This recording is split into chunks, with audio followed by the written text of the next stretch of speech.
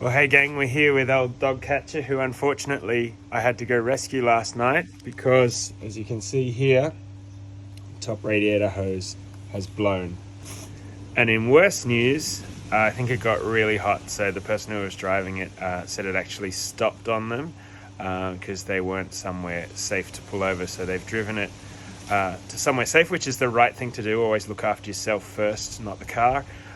But when they got to somewhere safe, it actually stopped on its own rather than them having to turn it off. But when we went to pick it up, we were able to drive it home with the radiator cap off, so it didn't build any pressure, and we got home okay. So I'm hoping that means there's nothing too catastrophic in there. There is a little bit of residue in the filler here, which suggests we probably have a gasket issue.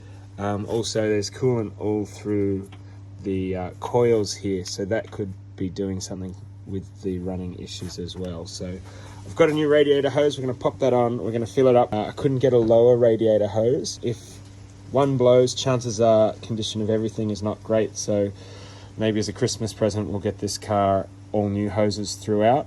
We also have a project that we haven't done yet with the heater. So we're still running a heater core bypass on this at the moment. So we could fix all of those things one day. So today we just want to get it back on the road and see what we're dealing with, give everything a clean.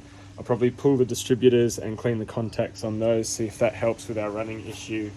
And then we'll drive it, or get the owner to drive it for a while and see how it behaves, and we'll check in and see if we've got signs of a blown gasket or not. This one's a super easy job, just 1, 2 hose clamps, off and back on.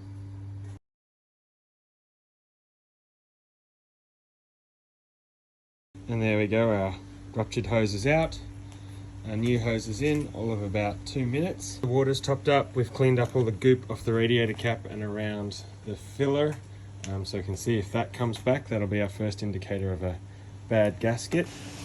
Great thing about where I live is we don't have hard water, so we can use straight tap water in here for now, given it's only temporary.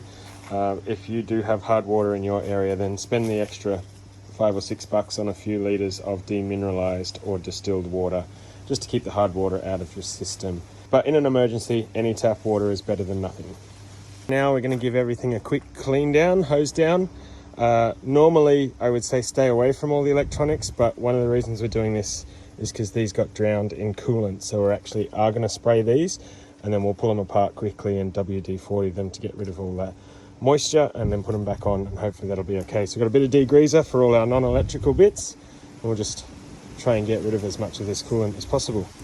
So it's really tempting to use a pressure washer, but don't ever do that in your engine bay, just because that'll force water into places where it shouldn't be. So we're just keeping this superficial and light, so mains pressure water is all you want, and again, keep it away from the electronics as much as possible. A bit more than I would normally do, but remember the purpose of this is to rinse away all of the coolant that's splashed everywhere, so we do want to get everything wet. It's already gotten wet with coolant, so we want to wash all of that residual glycol and everything out of the way.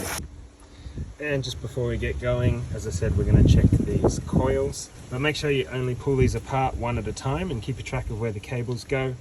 That way you won't get them mixed up putting them back together. There's the cables off that one. Pull it out. There you go, a little bit of moisture, a bit of grunge and dirt. Contacts could do with a little bit of a clean, so we'll just clean that all up. WD-40 is the cleaner. And then electrical cleaner or mass airflow cleaner to wash all the gunk away. Same on the underside of here, get in those contacts and pop it back on. Pop the cables back in and go the next one, and then the next one. Look what I found. That might be our intermittent misfire issue right there. So we'll clean all that up and see how she runs. And that's it, they're all cleaned up and back together. This was that one that was problematic, so I've cleaned in and out of that. See if that helps us. And they're all pushed down properly. There we go. And now that that's all done and we're ready to go, we can start it up, bring it up to temperature, bleed the system, and go for a drive. There's no fluid coming out the bleed valve yet. Filled up a bit more pressure now. Let's check we still don't have any air in there. A little bit, just let that bubble out. Looking pretty good.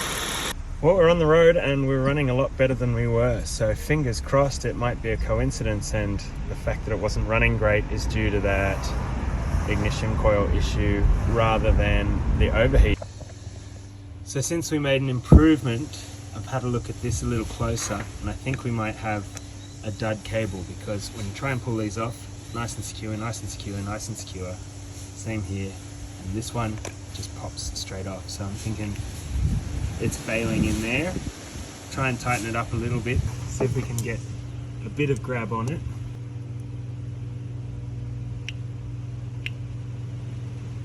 It's a bit tighter. At least clipped into place now. Give that another test drive. If that's made a further improvement, then we know we're on the right track, and it might be time for new cables. Well, it's this evening and we've just done a full road test. It's right up to temperature and pressure. It just did an hour with no issues, so fingers crossed. It's cooled right down. We've lost the pressure in the system, which is good, so go and do this one more time and check we've got fluid all the way to the top, which we do. There you go. So that means there's no air caught in there. Fingers crossed we open this one as well.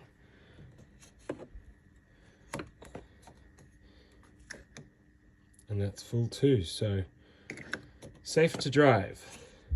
So it's a couple of weeks later now, and it's time to find out whether we have a blown gasket or not.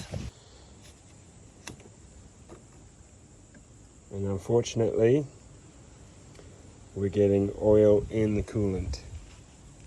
Not a huge amount, it's just a little build up around the radiator cap. There's nothing in the oil itself, but that does mean we have a blown gasket of some sort. We're not getting a build up of exhaust gases or anything in the cooling system, which is good news. It means that the cooling system is still functional and the car is still drivable. But with that little bit of oil build up, I'm thinking it's probably the valley gasket up here in the V of the V6. They're the weak point on these motors, and they tend to blow before the head gasket, which is good and bad. It's still a job, but nowhere near as big a job as the head gasket. The other good news is the car has been running nicely ever since, so cleaning that up made a difference. So maybe there's a bit of coolant or something in there, coupled with a not great connection on that lead, meant that the car wasn't running well, even to the point that it might have stalled if it was getting too much coolant in there as it flooded out of the hose.